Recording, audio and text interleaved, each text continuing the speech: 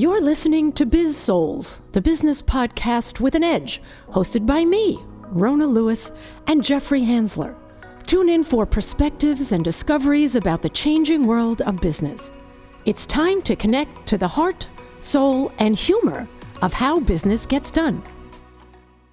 Hi, kids, and welcome to Biz-Souls. I'm Rona Lewis. I'm Jeffrey Hansler. And we get to the heart and soul of business and the people that make it happen. We just had a great conversation with M. Stroud. Yes, which was on last week because we always do a couple in a row and we split them up by a week. M is fantastic. She is from London and she has a leadership impact school. So if you haven't heard that one, go back a week and have a listen or watch because, you know, if you're watching us now, you know that we're visual as well as on audio. Absolutely. And she's got a podcast, comedy podcast too. So, you know, podcast buddies. She is just a Renaissance woman. Yeah, we All right. really appreciate that. And so we finished with that. And now Jeffrey's like, we're going to talk about this right now. So go ahead. Yeah, well, I was thinking about this last time. And first of all, we're both really busy. And so we got to get a few in the can here. And he's making me do this. Exactly. And you can tell she's very happy I'm thrilled. about it. Go ahead. And I said I'd keep it short. So we're going to keep this fairly short. So thanks for being here. And so that went right over his head. Okay. I'm sorry, I didn't listen. Yeah, what were you doing? I was thinking about what was I going to say. Never you know mind. how that goes. What did you say? I said, so thanks for being here. This is Biz-Souls. Yeah, okay, that was short. Okay. Oh, I got it. When you have to explain a joke, it's just not funny anymore. Well, I didn't hear it, so therefore I missed it. So I want to talk about positive and normative. So positive, and this is generally comes up in economics. Oh, so that's my favorite subject. They're normally talking, well, we're talking about how to get results. And that was one of the things that in talking with M that came up is she is doing something, you know, fairly new. It hasn't really been done before in terms of structuring play and bringing people in to help them have an impact, to get an impact for them. In leadership. In leadership. And the idea is that will have an impact on the results that they get, which is an economic impact. And this is what businesses are looking for. And right now, there are a lot of changes going on in the United States, there are a lot of changes going on in the world as a reaction to that or as a consequence to that. And so everybody is worried about, you know, the stock market's been going down. You know, tanking is the word. People are concerned about what's going to happen. And this is just a great opportunity. And so we have the positive impact and then we have the normative. Now, the positive is just, when you talk about positive in terms of economics, it's about, here are the facts. Here are the facts, Jack. Here's what's going on. Normative is where you add that opinion or a value of it. And a lot of times people will say normative is the way it should be. And the two of them are constantly, it's a reaction and it's how you view this stuff. Because what Em was talking about was people playing and that puts them into a better state of mind. Right. And so the fact is the stock market is going down right now. What should it be doing? That's the question. What do we expect it to be doing? So that, to me, that doesn't really make sense for what you want to talk about, because if you're doing, you know, the positive and the normative are really, the way I see it, is the left and right side of the brain. You know, the right side of the brain is the intuitive side. It's your childlike sense of adventure, and that's where your values come in, where the openness and the vulnerability come in, where the left side of the brain is more of the, you know, taking the abacus out and making sure that things are exact. So to me, it's kind of apples and oranges, and the way they combine is what? No, I'm just thinking. I've just went back to Saturday Night Live with Bill Murray and Jane Curtin. Jane Curtin. Oh, it wasn't Bill Murray. It was Dan Aykroyd. Dan Aykroyd. Yeah. Anyway. Jane, you ignorant slut. I know exactly what he was talking about. And well, it's and why I think her school is so brilliant is because, you know what? Stress is pervasive all over the world because of all the nifty things that are happening in America right now, and this allows for that openness, for that flipping of mindsets, and that's what play does. It allows you to see, how can I make lemonade out of the lemons that I'm being served right now?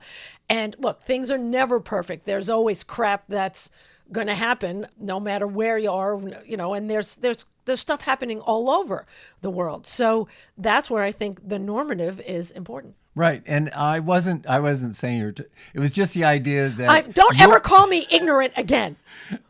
Get it? Ignorant. I got it. That was very cute. That was very good.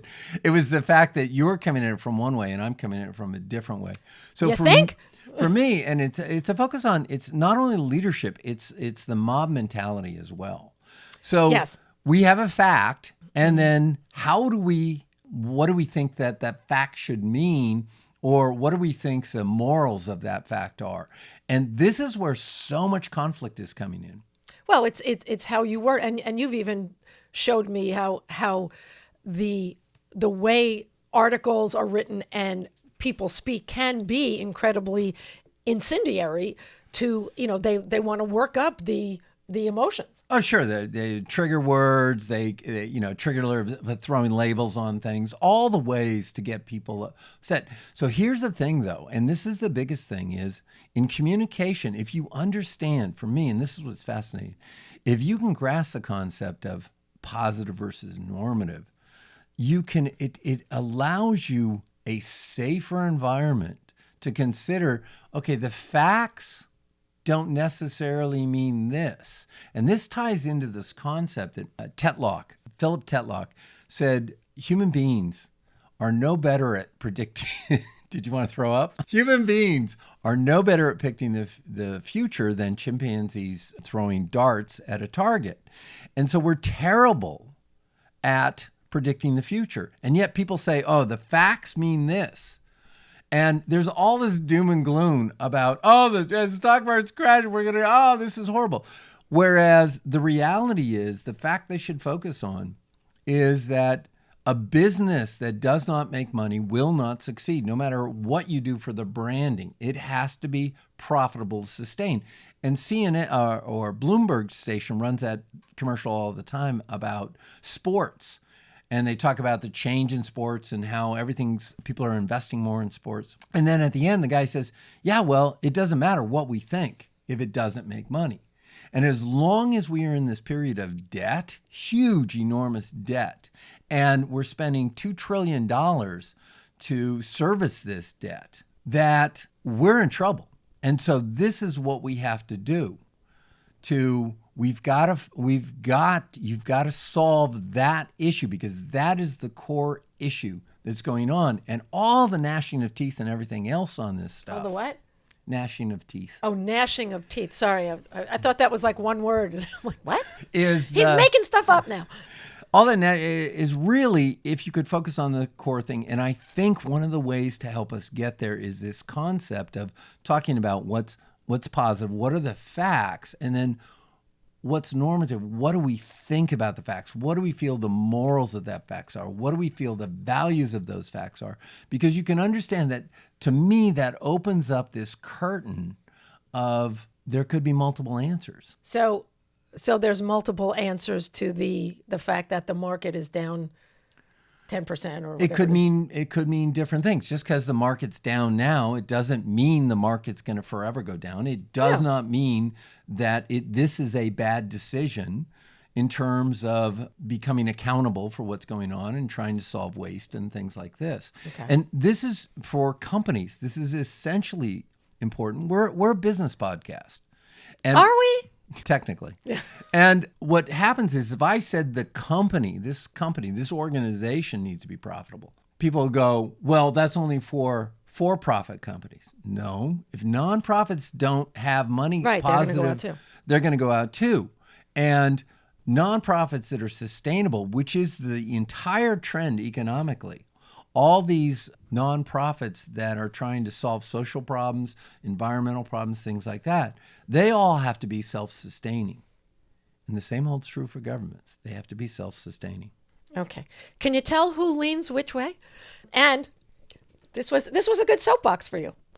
Well, I'm hoping it's a soapbox for people to understand and approach this with leadership as well. And it ties directly into what Em was talking about, which is what the impact, a huge impact of we have to be open. that people are open and they will accept other ideas they have to that hear. they would not. Right. And they would. Yeah. And so that's kind of, this all circles around. We're all trying to get to the same place. Yeah.